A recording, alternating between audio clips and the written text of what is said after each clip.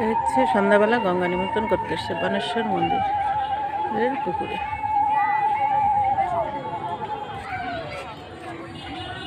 পুকুরটা অনেকটাই বড়। আমি প্রথম এসে ঢুকলাম, এর আগে আসছে কি মনে ঠিক হচ্ছে, আবার হচ্ছে না। এটা আসছিলাম নাকি?